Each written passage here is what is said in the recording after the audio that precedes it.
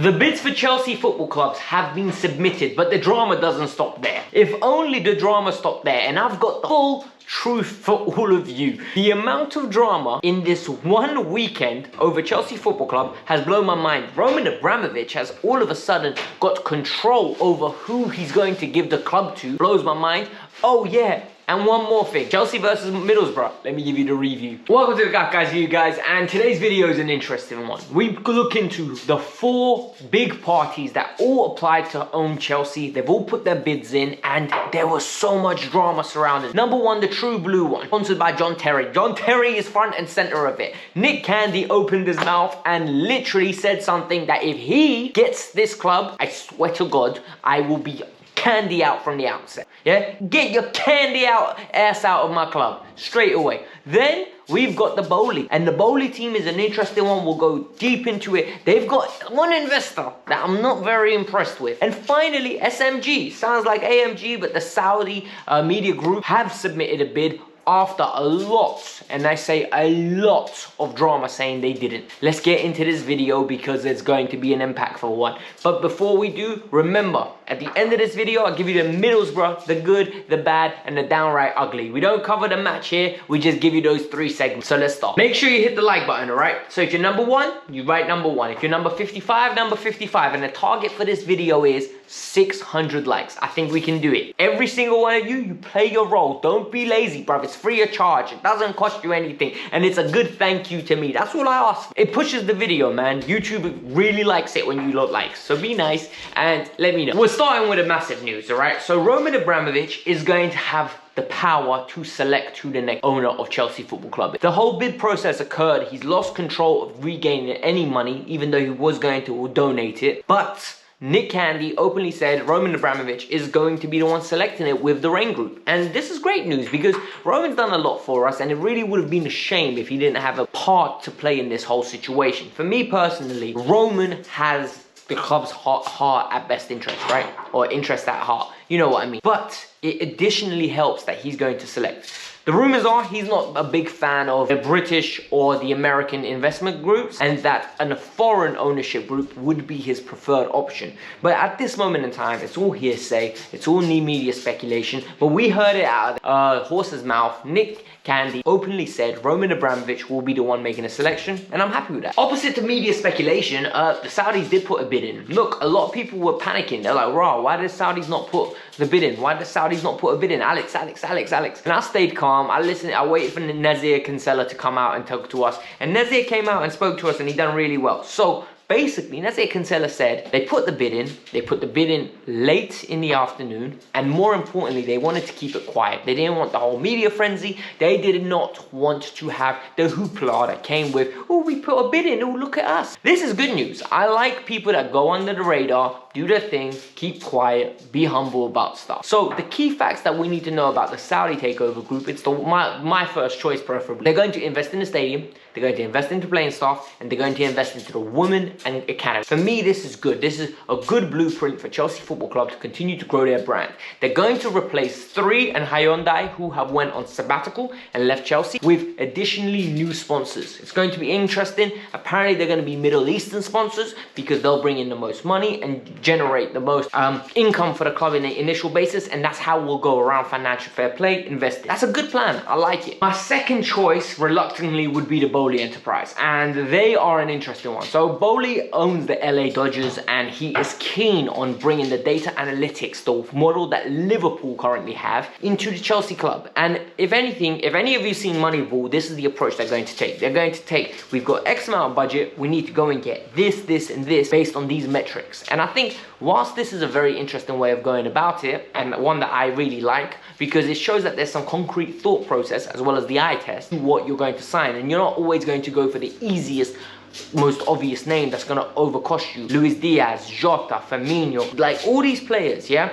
Chimica, like these players were allocated by these models. So evidently there's a lot of talent, yeah? And Chelsea should be going out there and signing them. We can't always be going for the big names. The only problem I have with this is it's a consortium. And the consortium's made up of so many different entities. It actually blows my mind.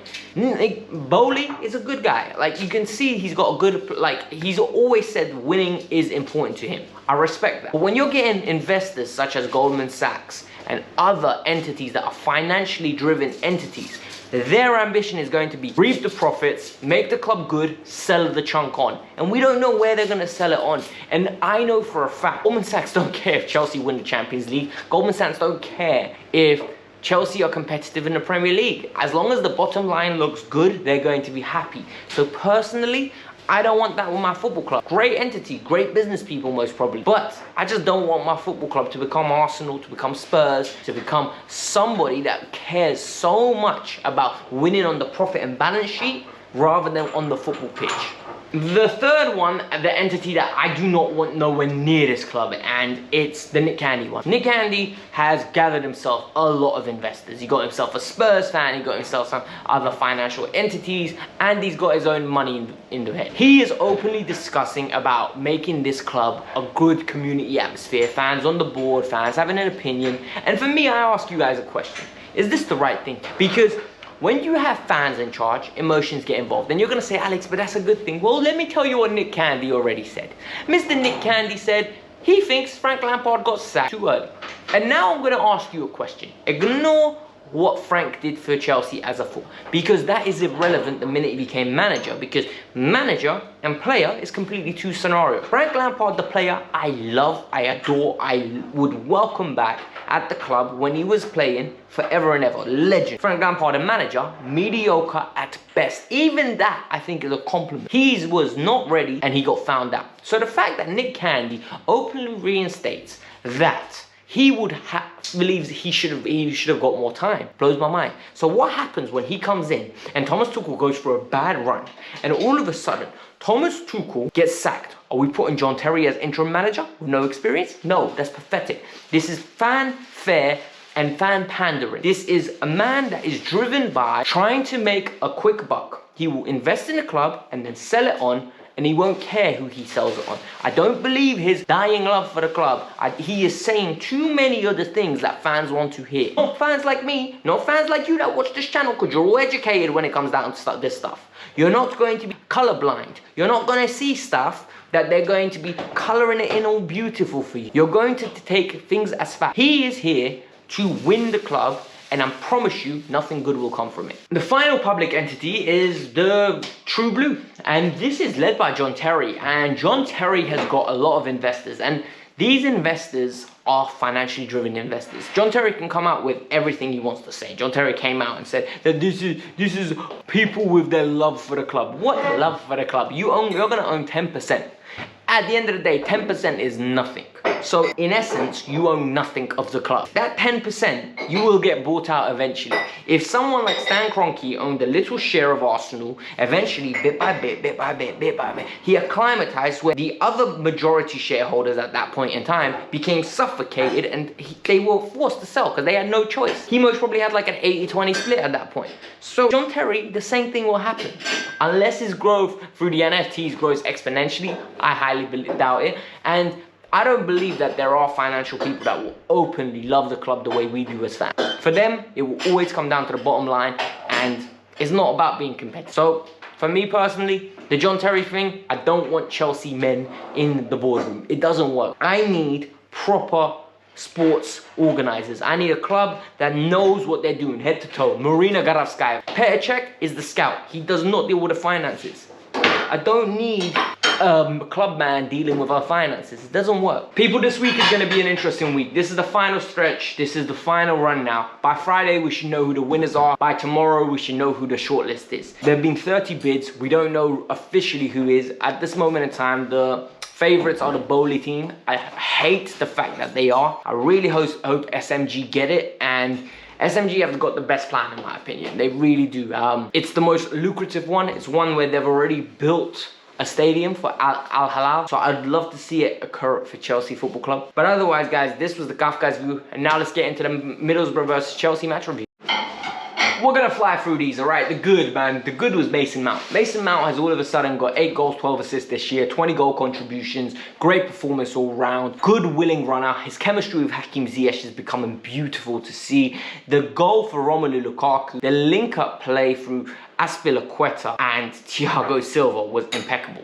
Like, if you think about what they did, right? Aspi and Thiago, they linked up, gave it to Mason Mount, who gave it to Ziyech. Ziyech lays it off and Mount is gone. Beautifully weighted ball, Lukaku can't miss. And Mason Mount was a willing runner the whole game, and it was so exciting to see. Long may it continue. Hopefully he gets 20 assists this year. I'm starting to get very happy for Hakim Ziyech. You know, he's slowly growing and becoming actually one of my fan favorites. Like, for a person that used to call him inconsistent and really frustrated by his lack of effort, I think his all-round game has really improved. I don't know how playing on the right wing instead of right inside forward alters so many things, but he's literally become a different man. His work rate is up, his quality of pass is great, and all of a sudden his attitude on the pitch is coming across like $1,000,000. He's coming across as a leader. Great goal when he cut in. Keeper should have saved it, in my opinion. I would expect my keeper to do a little bit better, but Ziyech hit it with such conviction that if it goes in, you deserve that luck. Good positive attributes from him. Chelsea won 2-0. It was comfortable. What else do you want? You know, experience is underrated, I think, at times in football. And a lot of us always, as soon as someone turns 30, you're like, it's time to go. It's time to go. But Aspi and Thiago Silva really impressed me. A lot of you always say, you know what, Aspi's 32, Alex, because I say he looks like he's 35 or 37 years old. Because he's been around for so long. Personally, I think Azpilicueta is a very good footballer. I think Azpilicueta is losing his legs though. Like, is he Chelsea caliber? He deserves to play somewhere on a weekly basis, and he showed again how good he is in a back four, back three, right wing back, and this season. And yesterday, Thiago Silva was man of the match. And this man, I'm running out of superlatives. The one thing I'm wondering is, how are we ever going to replace this guy? I know a lot of you saying, Alex, why do we need to replace him? Because he's 37 years old, guys. It's unrealistic to think that this is going to continue forever. So I really hope Chelsea are laying the foundations now to replace him eventually. The final good, and this is going to surprise a lot of you, Romelu Lukaku's smiling. And no, I'm not just saying this to smile, but I think Rom has gone through a bad patch. He's gone through a dark patch at Chelsea in the sense that a lot of people are onto him, me being one of them. And he has really cranked down. He's never going to be Kai Havertz, and I think it's unfair for us to ask for him to be Kai Havertz, but he is going to be what he was yesterday. Good link-up merchant every now and then. He'll have one of these games. Good finisher. An instinct to be at the right place at the right time, and strike the living fear into defenders. And Rom did all of that yesterday. He was very proactive in making runs. He was very intelligent for the first goal, actually. Just not to take up Mason Mount's room. Ran away, took the defender with him. And it was very smart. And the fact that he was smiling on the pitch shows that a different person. I'm not saying I want him to stay. I really don't. But I'm happy that he's smiling again. The bad, we're going to have to talk about players getting opportunities and not taking it. Malang Sarr and Ruben Loftus-Cheek did not take their opportunities yesterday. Malang Sarr is on borrowed time at Chelsea Football Club. I think it's a matter of time until he gets sold. I really do. I think he does not feel comfortable. Jones ran him ragged in that first half. And Ruben Loftus-Cheek, I understand the benefits of that little dummy and running into space because he opens up. But doing the same thing in 2 minutes, mate. Come on, you got to learn. It's fundamentals. You can't be repeating the same mistakes over and over again. It's very lazy and it's not actually smart. Like, it doesn't bode well when you have your manager looking at you like, bruv, did you just not learn from that? So I really hope that he generates that into his game after a while. But otherwise, guys, this was the Kavkas View. There's nothing terribly ugly about this. We got Crystal Palace in the FA Cup, which is great news in the semi-final. Liverpool are most probably going to be playing Manchester City. The game's on right now. I don't know the score, but I doubt Liverpool are going to go out. So it looks like we're getting to another final, third potential FA Cup final. Let's hope we win it this time because we've lost the other two. But this was the Kavkas View. Let me know your thoughts. Peace out. I'm out. Make sure you hit the like button. Let's aim for 600 likes. You're all great people. I know you're going to do it, especially if you made it this far. Peace out. Bye.